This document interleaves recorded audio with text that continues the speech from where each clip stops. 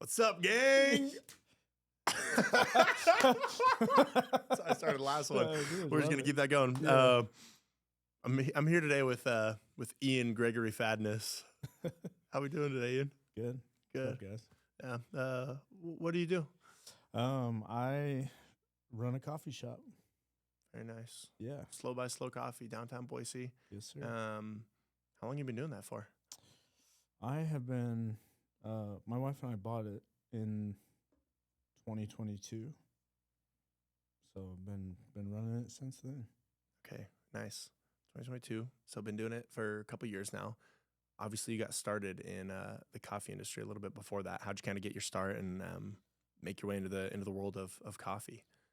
Yeah, I got my start in coffee. Well, I guess going back a little bit further, I got interested in coffee when I was a kid because my dad would drink it all the time, but it sucked and I didn't understand. But I tried to drink it because I wanted to do what he did. But I found myself years later. I found myself in Denver, and I went to this random coffee shop, and I got a cappuccino, and it blew my mind. And I ended up getting, I think, 3 or 4 in a row. It was so good. I never tasted anything like it.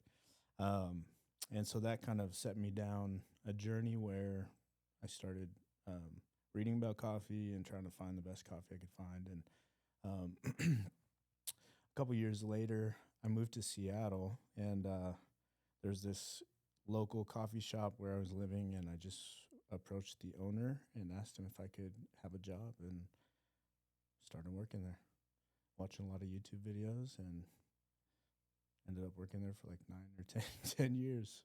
Wow. Yeah. That's awesome. Yeah. Man, that first experience in a coffee shop when you're like, oh, this is like good coffee. I remember my first time sitting down at a coffee shop and like bringing my laptop and like getting a coffee and like doing work. And it was like, oh, I can like go and sit these places and do work. And it's kind of cool. And then you kind of go down this rabbit hole of like, okay, so I tried this coffee shop. Right. Now what about this other coffee shop? What's that one like? Yeah. For sure. It's a thing, man. You get started and you like try to find your spot, and yeah, it was pretty fun. That's cool. Okay, so you got into the world of being a barista. What was it like at your first job being a barista and working your way up and kind of figuring out coffee? Well, my first job was maybe a little unorthodox. The cafe that I went and I got a job at the time, the owner, the two owners, were getting divorced, and the entire staff quit because I think the guy was a little shady, and they sided with the wife, but he would show up a couple times a week and would always smell like booze and kind of open whatever he wanted. And so I asked him if I could have a job, and he's like, sure. And so I would work, I think it was like Monday, Tuesday, Wednesday, open to close by myself. And the shop was pretty slow, but I didn't have any skills, so it felt busy. Mm-hmm. But in my downtime, I would just watch YouTube videos and try to figure out how to become a better barista, how to steam milk, how to think about efficiency and, where you place things and how to move well and all that stuff. And so, yeah, it was pretty gnarly for a while. But eventually one of my best friends growing up ended up actually buying the shop. Whoa. And so I worked for him for, I don't know, 6 years maybe. And things got a little better after that. So, Nice. yeah. That's cool. I was going to say it probably got a little bit better when he came in and took things over. Yeah. Yeah, definitely. Working open to close was pretty crazy. But I just wanted to be around coffee, so I didn't really care.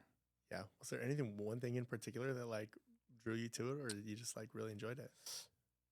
I don't really know. I mean, I think I've always just had an interest in like tasty beverages and kind of like going down the rabbit hole in certain things, and so it just really captivated my attention. I don't know why. Yeah. I like it. I think there is like, especially with like the latte art and steaming the milk, there is like such an art to it, but also it's just like it's so simple as well. It's like, oh, it's a cup of coffee. Yeah, I think there is something about like kind of creating small like beautiful moments for people like that are easily attainable, for a lot of in a lot of areas of life. It's like, I can't afford to experience these other certain things, but like I can buy a cup of coffee. And so I think that was meaningful to me to be able to, just try to produce the best possible coffee for people that I could, and to see people smile and to bring joy to their faces and their day, and yeah, it was as much for me as it was for them. I think, it really is impactful. Yeah. And then they drink it and it's gone. Yep. See you tomorrow. Yeah. Yeah, that's so cool. What's your you got a latte art? What's your best latte art you can do? You got the dragon, you got the tiger, huh? I mean, I can do it. I've never been a big fan of like swans or that kind of stuff. So I'm pretty traditional, I guess I'd say, with what I pour, but I'm all right. Okay, nice. Yeah. Dig it. I think, man, when you were working at your first coffee shop, did you have the idea like, maybe one day I want to own my own and do this? Initially, I did think that. I thought I wanted to open a coffee shop, and then I worked in a coffee shop for 10 years, and I thought I do not want to own a coffee shop. And how we ended up actually like owning Slow by Slow is kind of a strange story. I actually decided I didn't want to pursue that, pursue owning a coffee shop. So I went to school, or back to school, and was trying to get like a ministry degree, and my wife was working full time. I was working part time, so at coffee shops. We ended up moving from Seattle to Boise at the end of 2019, like November, I want to say. And I was looking for a job that was not coffee to do part time while I was in school. But my little sister actually worked at Slow by Slow, and they had some weird like scheduling conflict where they accidentally had like two people schedule really long vacations at the same time. And so the owner knew I had some experience and just said like, hey, would you mind just covering a few shifts like while we're gone? I was like, yeah, sure. Like I needed a job, whatever. And so I started kind of just like intermittently covering shifts there while we were like looking for a place to live and trying to find jobs and all that stuff. And a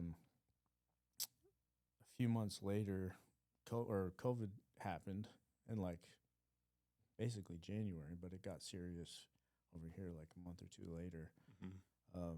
And so I wasn't able to find a different job.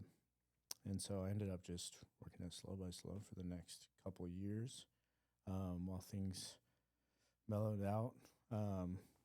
And my wife and I were planning on me graduating from school before we started our family.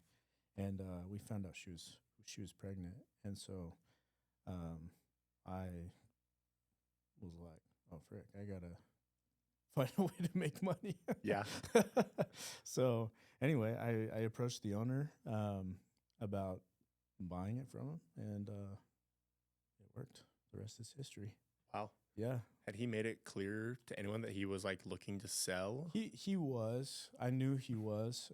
He and I hadn't talked about it, but I knew he wasn't like actively kind of putting it out there to people, but he was looking for someone to sell to, and I had zero interest until that point, and then I was like, "This is what I know how to do," so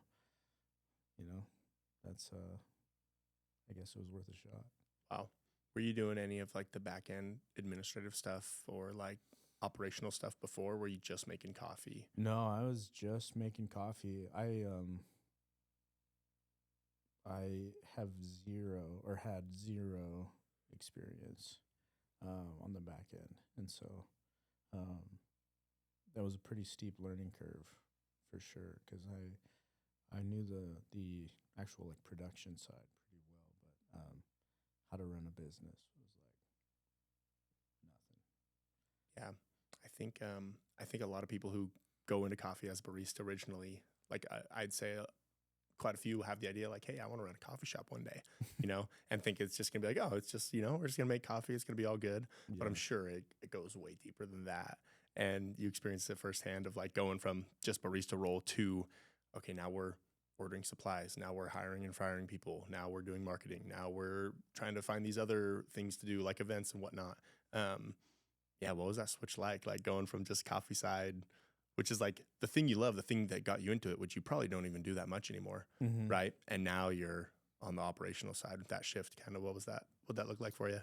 Correct. Yeah, I love coffee itself and like the ritual of making it, and especially like when you've been a barista for I don't know 10 years or whatever, it's hard to change your mindset and start to realize like I'm actually a business owner now, and I can't I can't just do what I used to do because the business isn't going to run itself. The learning curve was pretty steep. I think I didn't know anything about like filing taxes or like running payroll or like tax exemption and I mean all of the things that come with business were brand new to me. And we had our first baby, I think 3 months before we actually like took over the business. Wow. So there was two pretty significant life changes kind of that happened in that period that were both just like rocking my world for a while. And so it was tough. It was tough. I do get a lot of people that come and say, like, me and my wife, we have these professions, but we think like, man, it'd be so fun just to like run a coffee shop. I'm like, yeah, like, I probably not, but you could try. Yeah, you're like, nah, don't do this. I think it probably depends on what you actually want. But if you actually want to like turn it into a viable business, that can provide for your family and for other people, it's a lot of work, man. It takes a lot of work to grow it, and coffee, by its nature, is a volume business, and so you have to be busy in order to be successful, and that has been kind of a challenge for me, because our whole business model is about like kind of slowing down and producing high quality beverages and serving people, and so finding the balance there has been a challenge. Awesome. Yeah. I hear you with growing the business and just increasing volume. How do you feel? Do you feel like you've taken certain steps to help grow the business since you've taken over, and maybe what have those been to help increase that volume and grow slow by slow? Yeah, I mean, I don't, to be honest, I haven't done anything like specifically with the intention of growing the business, like there's no like marketing campaign or anything like that. I think the way that I'm wired has just been like my focus has been on kind of like continuing to iterate on like quality and just producing the best coffee that we can, and that's gone like everything from who we source coffee from, so kind of like trimming that. We used to serve a lot of people, and rather than just focusing on variety, focusing on quality, and to like details about how we make coffee and kind of like focusing on those little things. And then also service. I think um, hospitality is really at the heart of what we do, because, like coffee only matters because people matter. And so everything we do is kind of, or at least I try to um, view it through that lens of like how we can best serve the customer and give them the most value. Um, and I think, when you make a lot of small decisions through those kinds of lenses, over time, it has paid off. Nice.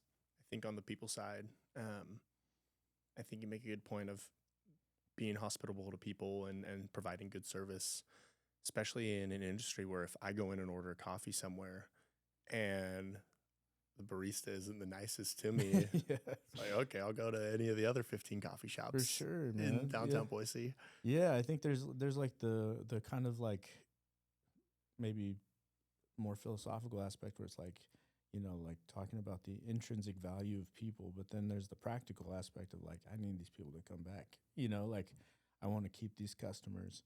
Um, and so there's kind of a, twofold benefit to thinking that way.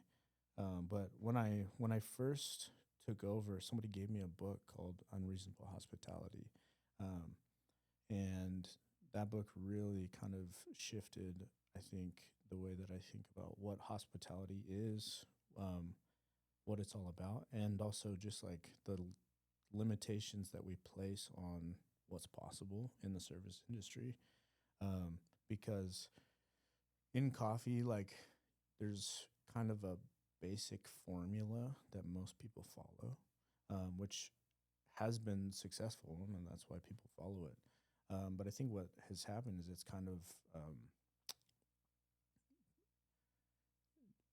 neutered any sort of like distinction or anything that makes like specific places special and stand out. And so that's one of the things that I try to think about as much as possible, is like how can we serve people in a way that's going to surprise them. That's not something that you would expect from a cafe.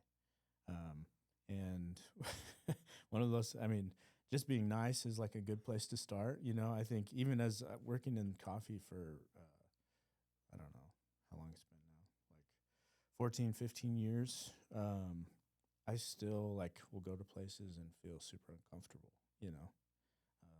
and sometimes it's like the way that people uh, treat you, or sometimes it's just the layout and the like lack of communication makes you feel like I have no idea what I'm supposed to do. And so I try to take that into account, and there's still a lot of friction points slow by slow for sure, that we're always trying to iterate on and change and adapt. But yeah, I think that's really important. Agreed. Do you guys bring the coffee out to people after they order? We do. I love that. I love that. And I notice when they do it at coffee shops, because it I don't know, it just makes the experience like the normal experience of place your order, go sit down, they yell your name, you get back up, you go get your coffee, you come back, you Yeah. get to work. But like if I can just order my coffee and sit down and start and someone brings it to me, wow. Yeah. That was, and it takes what? A barista 20 seconds, 30 Yeah. seconds to go walk, drop it off, come back. And little things like that, I think they do add up. Yeah, absolutely. That's a conscious decision that we've made, is that we are going to serve every customer their drink at their table. And we try to call everybody by their name. Um, and we consciously do not yell out drinks, because I mean I hate that, and so it's partially just that. But it is kind of like so abrupt and obnoxious to me. And so like if we're kind of taking a holistic view of the environment of the shop and like everybody's experience, like random shouting doesn't really help No. create like a enjoyable environment to be in. And so we purposefully don't do that and try to serve people at their tables. And I do think those small things make a difference. Not everybody notices, but over time, it adds up. Are there any other little snippets from Unreasonable Hospitality? That was the name of the book, right? Mm-hmm. Are there any other little snippets that like kind of stand out to you that you've implemented that you feel like have really like moved that forward for you? Yeah, well, I think that maybe one of the biggest things is just that in the book, he the guy who wrote it makes a point that people aren't going to remember what they ate, or in our case, what they drank, but they're going to remember how you made them feel. Mm-hmm. And so it shifted because, like, in the beginning, I was obsessed with like product quality, which is obviously important. But if you serve a great product, but you don't care for people, and you give them a bad experience, then you haven't created anything that's really meaningful for them. But if you serve a great product and you make them feel really good, that creates a memorable experience. And I think that's kind of where hospitality begins. And so that was probably the most impactful thing that I got from that book. Nice. I think it starts with the people, right? You got to have good people. How have you like found good people, and how have you kept good people to work it slow by slow? Dude, I don't know. It's a mystery. Yeah. I mean, honestly, because I think I feel truly like I have the best team. They're incredible. And we've obviously we've had some challenges with people in the past and stuff like that. But I think overall, I've had very low turnover as a cafe. Which is uncommon. Yeah, really uncommon. Most of the people that work at Slow are, adults, and they stay for a good amount of time. And so I don't really know what it is that has like drawn good people, but I think I don't know. I just feel blessed by who we have. That's awesome. Yeah. Yeah, that's pretty cool. And being adults is also, Yeah. Working in a coffee shop is a college type job, or, Yeah. an entry job for a lot of people. But yeah, I think you do have a good crew there, and obviously they want to stay there and they want to be there and they want to be part of, what you got going on. So that's cool. I applied for a job at Slow by Slow back in the day. Did you really? Yeah. No, dude. When was that? Let's pull it up. No. How about we pull it up here? So, yeah, back in the day. So I started at Dutch Bros way back in the day. Yeah. And then I think I remember that. Yeah, and then one summer I was like, all right, I'm going to apply to I want to get a cafe job, sit down, more traditional coffee shop, not a drive-through. Yeah. And so I applied to most of the coffee shops downtown Boise. One of them, which will go unnamed, not Slow by Slow, but one of them I did 2 interviews, and they're like, oh yeah, we'll let you know. We'll let you know what we think. Still waiting to hear back. I don't really go to that coffee shop anymore. But I was chatting with my boy Joe, the old owner. Yeah. Said we were going back and forth a little bit, and he wanted me to work certain days, and I was like, I can't work Saturdays. I was like, I can't work Saturdays. He wanted me to work Saturdays. I was like, I can't do it. We've decided to add another part-time position. We're feeling more open to having you on Friday, Sunday, Monday. Are you interested in making that work? I said, that's great. I have a few other interviews coming up, but I'll let you know as soon as I can. He said, thanks for getting back to me. Let me know whenever you can. Please let us know your choice. We're still exploring other options as well.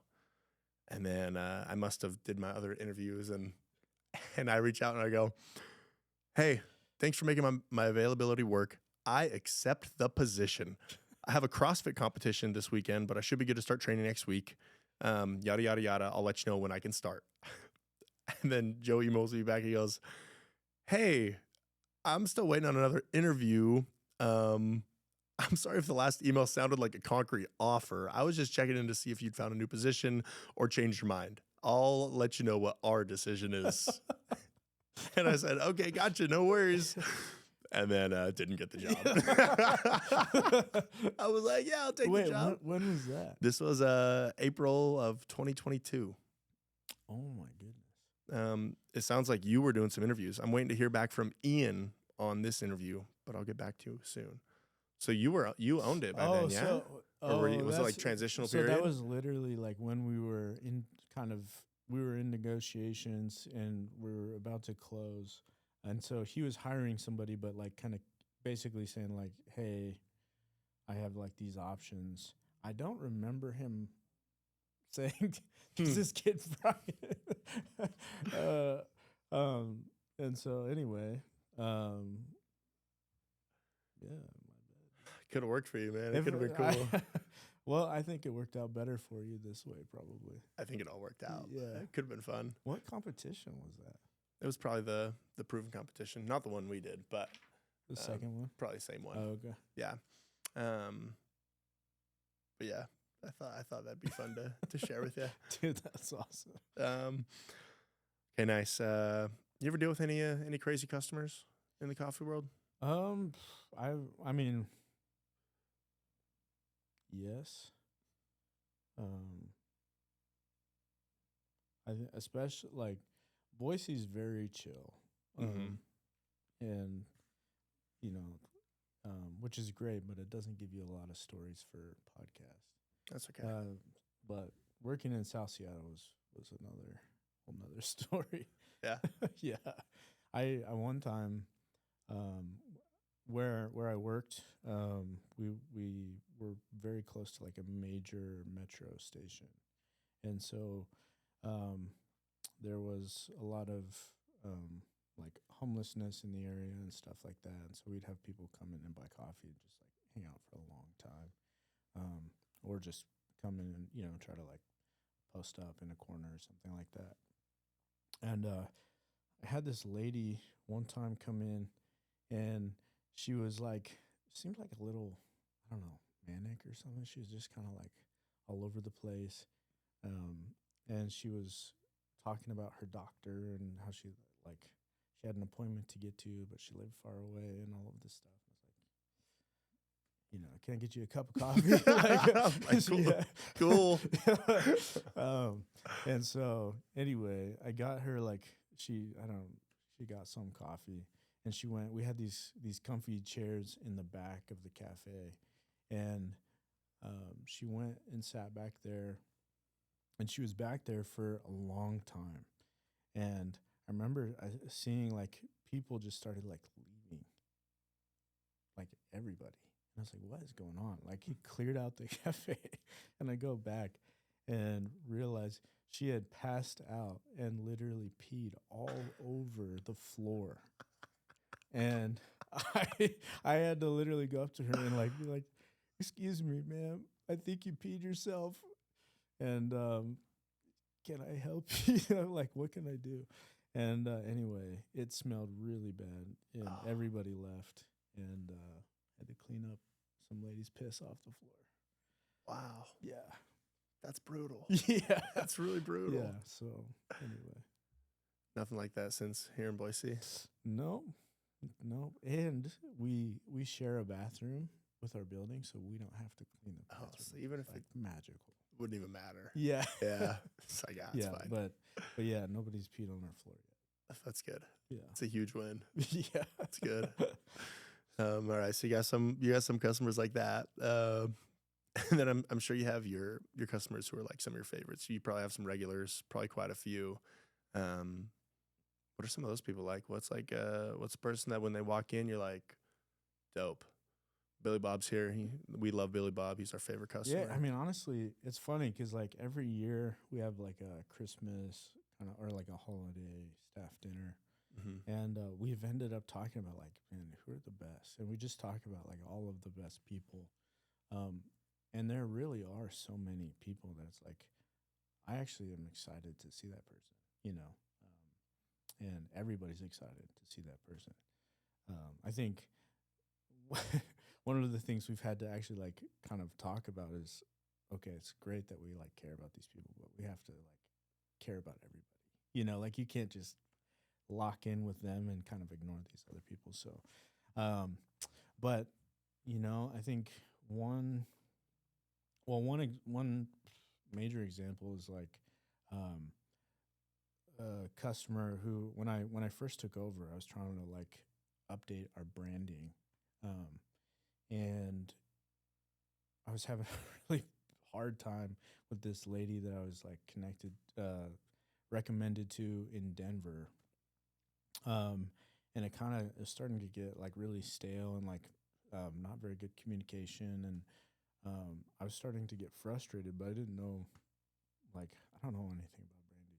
So I didn't know exactly what I wanted. I just knew I didn't like what she was giving me. Um, and so one of our customers was like, hey, like, I kind of dabble in this stuff, and I'd be happy to take a look for you. And so I showed I showed him, and he's like, "Do you mind if I like give it a shot?" And so anyway, he just kind of like whips up some stuff, and instantly it's like, "Oh, this is it."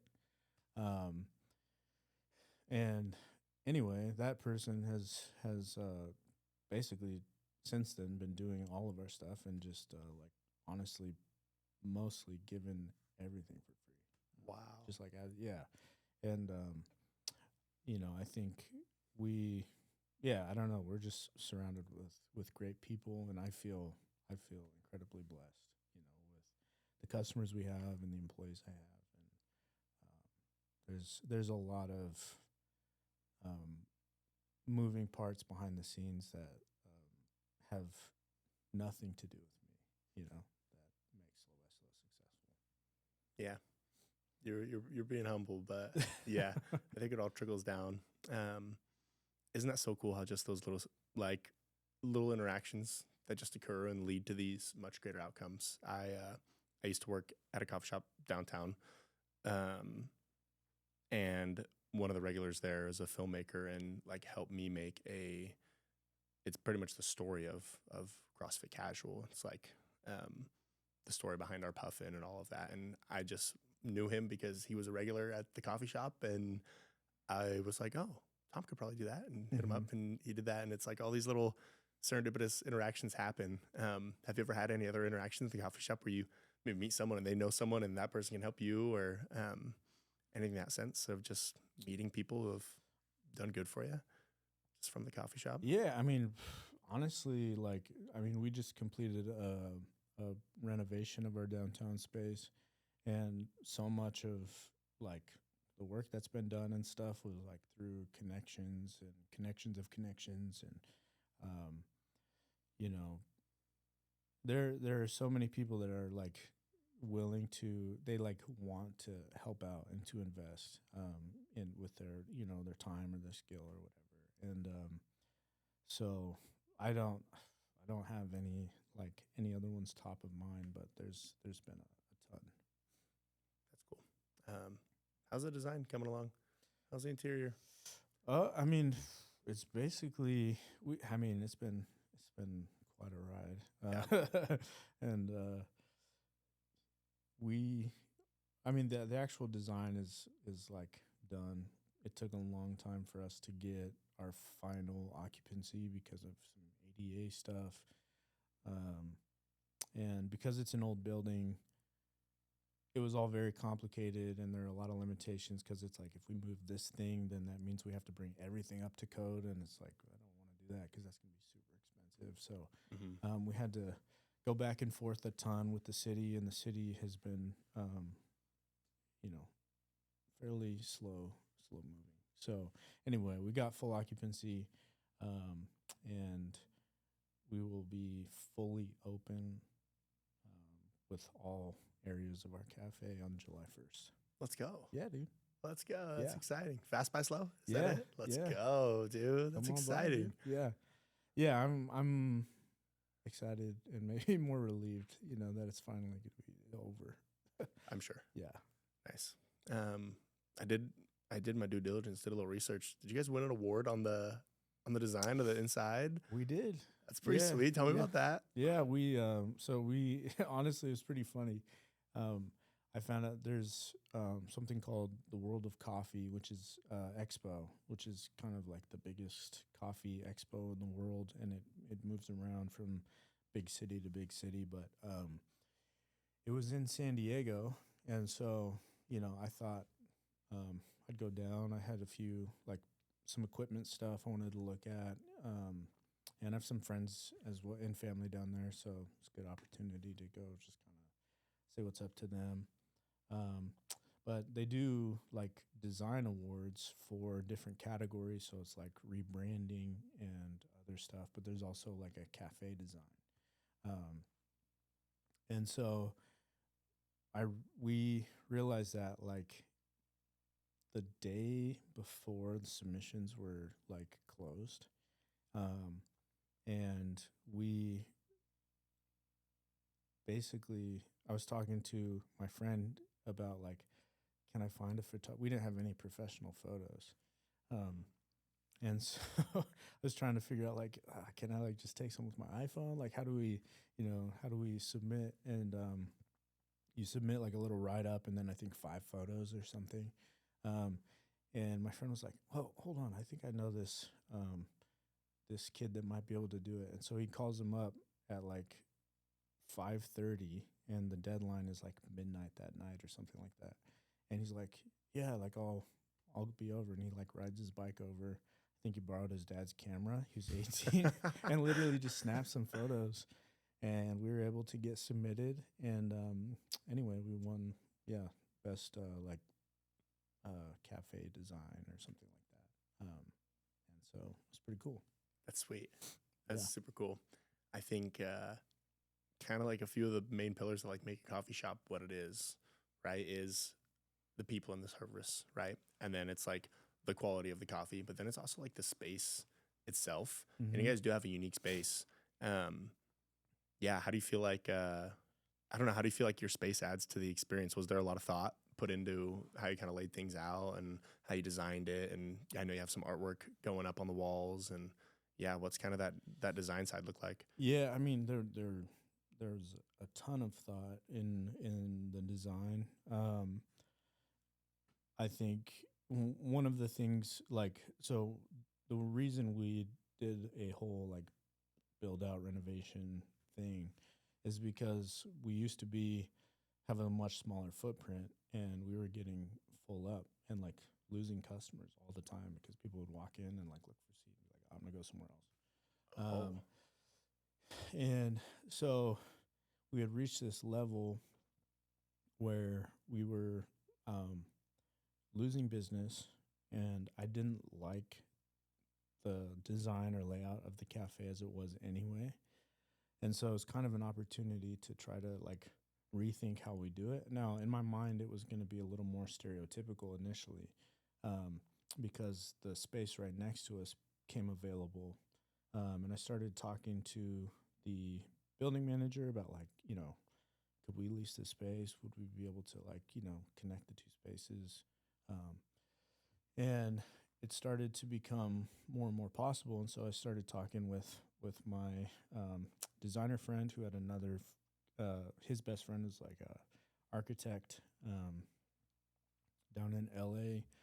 And so we flew him up here, and we started kind of like talking about what are our goals, what are we trying to do, what are the limitations that we have, and how do we kind of address all of those things in this space. And when we're like expanding the layout of our cafe, I don't know if you for those of you who have been there or if you haven't, is like it was just a downstairs and an upstairs, but when we expanded next door, that's on a different level as well. And so we had like three levels, and which made it a little bit hard to figure out how we could make sense of it all.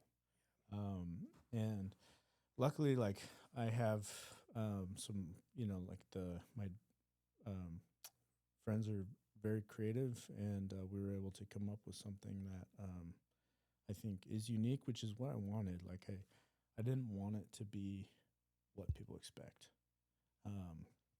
And so if you go in, you'll see there's a ton of raw materials, whether it's like just raw steel or wood or concrete, um,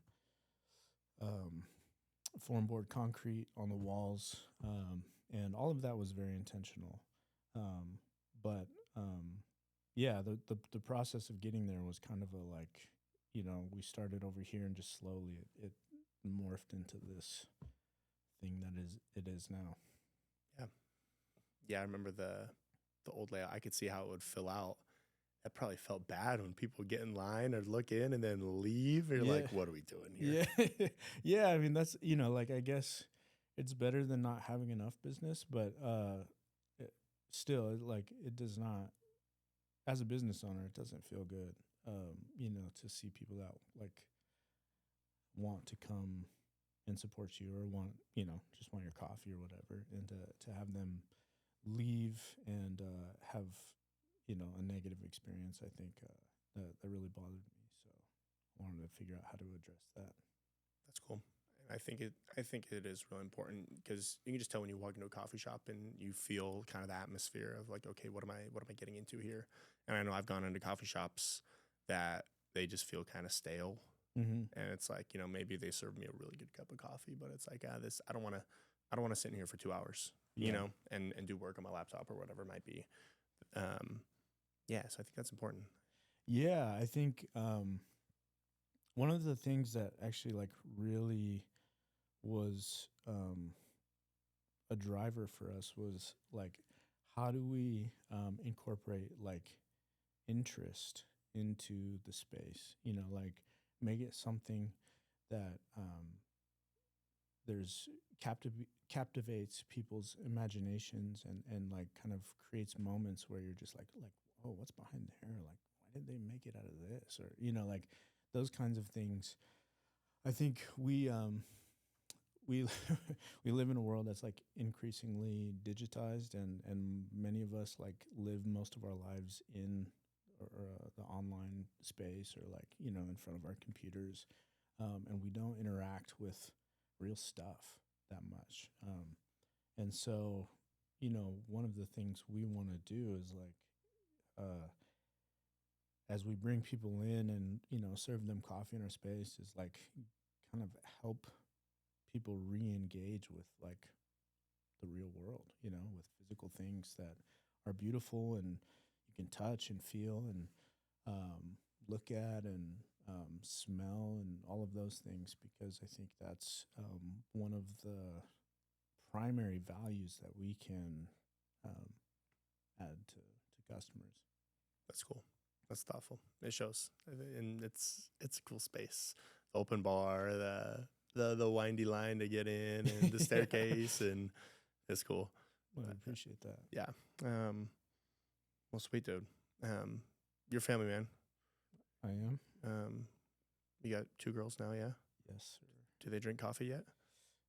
I have given my on my older daughter's 4th birthday, I got her a decaf cappuccino. What'd you think? She liked it. Yeah, she's down. We put a little syrup in there, There you go. But she actually she since she was like little has been interested in, like, she used to go up and smell the coffee beans in this cafe, Mm-hmm. and then because she would see me do it or whatever, and then she would always ask, like, when I'm at home, like, can I try your coffee? And so I would let her like just lick it. and she's like, that's good. Yeah. And her mom doesn't love that. No, that's okay. Gotta teach me out. Yeah, she's in, man. She's gonna be ruined for life for sure. Are you a 2 cups a day, 3 cups a day type of guy?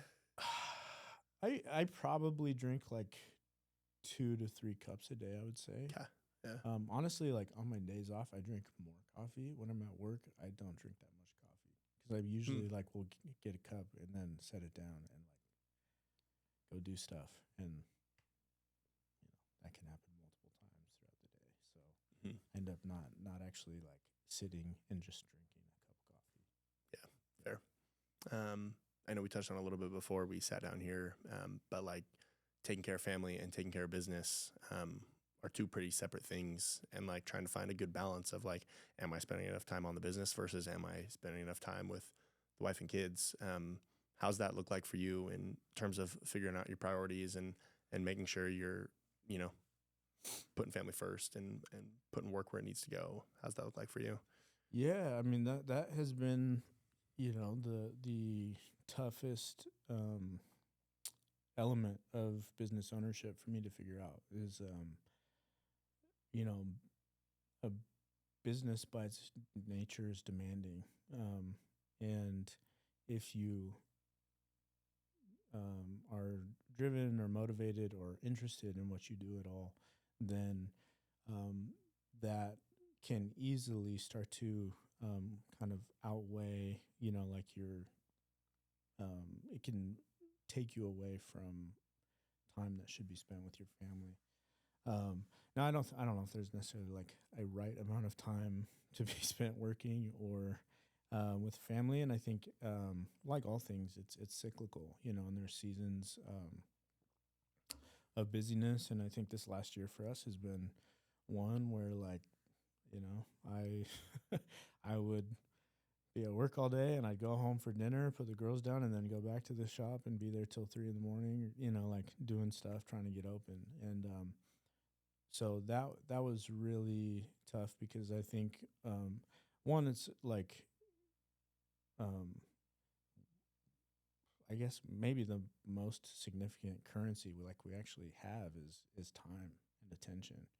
Um, and so if I'm spending all of that away from my family um, to build something that is for them, um, like in the future, when I look back, um,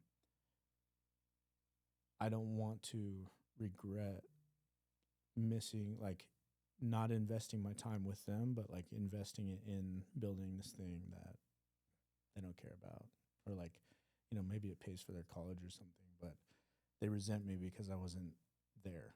Um, so I think that's a shift that I've been trying to trying to make, is like being more intentional with spending time with them, but also like supporting my wife. I think she works part time, but she's at home most of the time with them. And for anybody who has kids or spends all day with kids, you'd know it's a ton of work. um, and I think for our marriage and our life together to be successful, like she has to feel supported by me. Um, and she can't be solo parenting. And so, figuring out how to do that while you also have to, like there are certain things that have to get done in order for the business to operate. And I don't have a answer for like how to do it, but I think um, being, I guess, being able to identify what your priorities are um, is really important, and then communicating about like what has to happen, with my wife as far in advance as possible, is also really important. Um, and I think one thing I'm still working on is learning to distinguish between like things that are pressing and things that are actually important. Yes. Um, because it's like if you run out of this ingredient or something, that feels pressing. But like big picture, that is not that important. That's an easy fix, and it doesn't have to happen right this second. But in the service industry, those things happen all the time, and uh, it's really hard to not allow that pressure to control your entire schedule. Yeah, I think too in the coffee shop and in the service industry. Like so many things just get thrown at you and are just like screaming for your attention. Uh-huh. Yeah. Yeah. Yeah. And I'm honestly like, I'm not naturally very good at prioritizing, like in identifying like what's going to make the biggest impact and kind of putting that at the top of the list. It's just like what is demanding my attention the most right now, has been typically what gets it. And I think that's not a very effective way to run a business. Yeah. Still figuring it out as we go along. 100%. Every day. Yeah. I have no idea what I'm doing. Yeah. But it's almost like, I don't know, it's a tale old as time of like, man runs business to provide for family, but spends time with business, and family wants man back. It's hard, right? That's tough, but yeah, I think you're doing pretty good. So well, I appreciate it. Yeah. And I think I'm definitely, we're definitely in a better place now than we were, when we first started. Yeah. That was rough. If you could go tell yourself some advice when you were first taking over the coffee shop, what would it be? I don't know, chill out. Like it's gonna be fine. I think, I think there are there are just certain seasons where it's like you just have to go through what you have to go through, and I think that is what like the first kind of part of our life owning the coffee shop is like you don't know what you don't know, and I didn't know how to be a business owner or a father, and so like trying to figure out how to do both of those things at the same time, and also how to like be a husband to a wife who's a new mother. It was crazy, but also like you just kind of have to go through it, and then you learn. And having our second was, I mean, it's still challenging, but not nearly as difficult, because we learned a lot the first time. So Yeah. Yeah. Are you ready to have your second coffee shop? I mean, yeah. I think I'm still trying to figure out how to implement like systems and structures so that this thing can operate independently of me. I think Nice. We're still at a place where I'm probably like the main bottleneck. I hear you. Yeah, I hear you. so I'm trying to figure that out. Gotcha. But I guess what is next for Slow by Slow? Where are you heading? What are you doing? What are you working on?